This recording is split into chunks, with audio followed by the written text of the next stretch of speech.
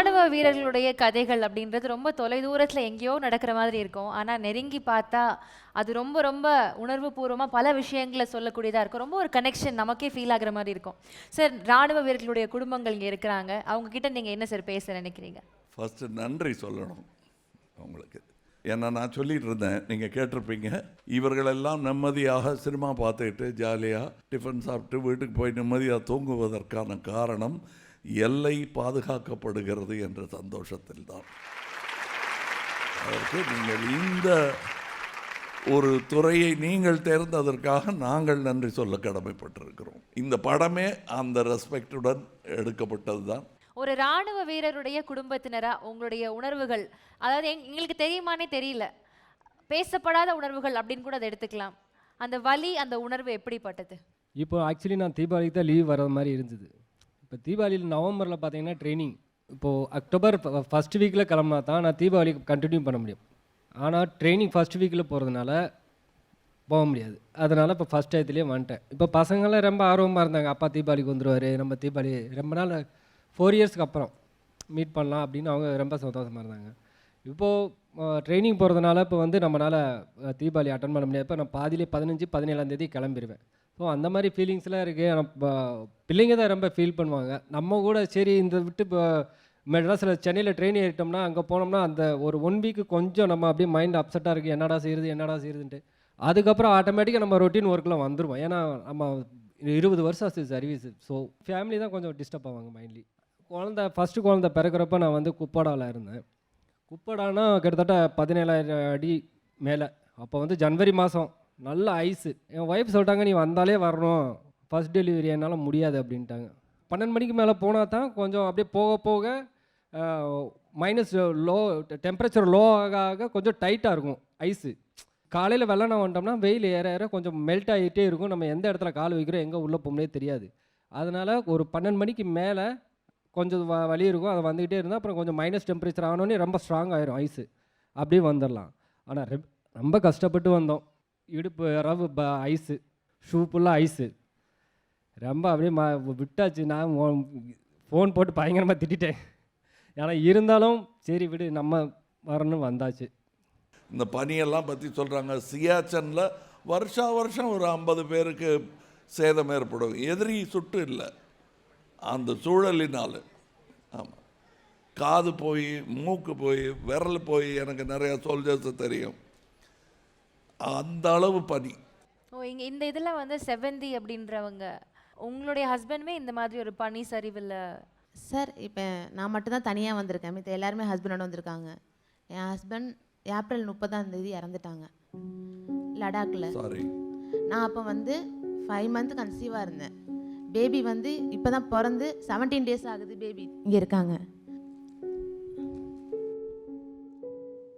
காலையில் 9:15 என்கிட்ட பேசினாங்க, நான் டியூட்டிக்கு போகிறேன், 12 மணிக்கு டியூட்டி முடியும், நான் கீழே இறங்கிட்டு உனக்கு கால் பண்ணுறேன், நீ டேப்லெட் சாப்பிட்டியான்னு கேட்டு எனக்கு ஃபோன் பண்ணாங்க. ஆனால் அவங்க 11:30, 12 o'clockலாம் அவங்க இறந்துட்டாங்க. அது எனக்கு தெரியவே தெரியாது. எங்கள் காரைக்காலில் உள்ள டிஆர் பட்டினம் உள்ள ஒரு கிராமத்தில் தான். அந்த கிராமத்துலேருந்து எனக்கு வந்து போலீஸ் ஸ்டேஷன்லேருந்து ஃபோன் பண்ணாங்க. ஏமா ஹஸ்பண்ட் ஃபோன் பண்ணி எடுக்க மாட்டேறியான்னு. அப்போல்லாம் இல்லையே சார், நான் காலைல தான் பேசினேன். ஓகேம்மா, அப்போ ராங் காலாக இருக்கும், நீங்கள் வச்சுருங்கன்னு சொல்லிட்டாங்க. நான் திரும்பி கால் பண்ணேன் ஹஸ்பண்ட்க்கு, சுவிட்ச் ஆஃப்னு வந்துச்சு. திரும்பி நான் கால் பண்ணக்குள்ளே ஒரு தமிழ் டாக்டர், அவங்க திருப்பதியில் உள்ளவங்க, 47th பெட்டாலியன், ஜம்முவில் நான் இருந்தேன் அந்த பெட்டாலியனில். அங்கே உள்ள மேடம் வந்து, நீங்கள் பிரேம்குமார் ஒய்ஃபா, கன்சீவாக இருக்கீங்களா அப்படின்னு கேட்டாங்க. ஆமாம், நான் கன்சீவாக தான் இருக்கேன். உங்கள் ஹஸ்பண்ட்க்கு ரொம்ப உடம்பு முடியல, இறந்துட்டாங்க. ஆனால் என்கிட்ட அவங்க சொன்னது, ஹஸ்பண்ட்க்கு உடம்பு முடியல, உங்கள் வீட்லேருந்து 2 பேர் அனுப்பி விடுங்க அப்படின்னு சொன்னாங்க. எனக்கு யாரும் இல்லை, நானும் எங்கள் அக்கா மட்டும்தான், வேறு யாரும் எனக்கு கிடையாது அப்படின்னு சொன்னேன். அப்போ உடனே வந்து என்னாச்சுன்னு என்கிட்டே சொல்லுங்கள் அப்படின்னு சொன்னேன். இல்லைம்மா ஒன்றும் இல்லைன்னு சொல்லிட்டு ஃபோன் வச்சுட்டாங்க. ஆனால் இறந்து போனதே ரிலேஷனுக்குலாம் தெரிஞ்சு எல்லாருமே வீட்டுக்கு வந்துட்டாங்க. எனக்கு தெரியவே தெரியாது. ஈவினிங் 7 மணிக்கு மேலே அவங்க ஃப்ரெண்டு ஒருத்தவங்களுக்கு ஃபோன் பண்ணுறேன். அந்த அண்ணன் அழுதுட்டு ஸ்டேட்டஸ் வச்சுருந்தாங்க. அப்போ தான் எனக்கு தெரியும். நான் இப்போ வந்து ஃபீல் பண்ணிட்டேன். ரொம்ப நாள் அதுலேருந்து வெளில வர முடியல. ஆனால் என் பையன் 6 வயசு பையன் இருக்கான். பொண்ணு பிறந்து 17 நாள் தான் ஆகுது. எனக்கு ஆப்ரேஷன் தான். நான் இப்போ காரைக்கால்லேருந்து இங்கே வந்திருக்கேன். நன்றி. சார், நான் மேஜர் நடராஜன். என்னுடைய ஒரே பையன் லெப்டினன்ட் பார்த்திபன், கீர்த்தி சக்கர போஸ்ட்மஸ். அவர் 23 வயசுலேயே நாட்டுக்காக உயிரை கொடுத்துட்டாரு. முகுந்த் வரதராஜனோட கோர்ஸ்மேட். 2 பேரும் ஒரே கோர்ஸ்மேட். ஒரே கோர்ஸில் இருந்து 2 பேர், ஒருத்தர் அசோக் சக்ரா ஒருத்தர் கீர்த்தி சக்ரா வாங்குறது வந்து ரேரஸ்ட். ஸோ 2 மாவீரர்கள் வந்து ஒரே கோர்ஸில் இருந்து இருக்காங்க. ஆர்மி லைஃப் வந்து நான் எவ்வளவோ இது பண்ணியிருக்கிறேன். ஒரு முறை நான் வந்து ஒரு பார்டர் போஸ்ட்டு போயிருந்தேன்.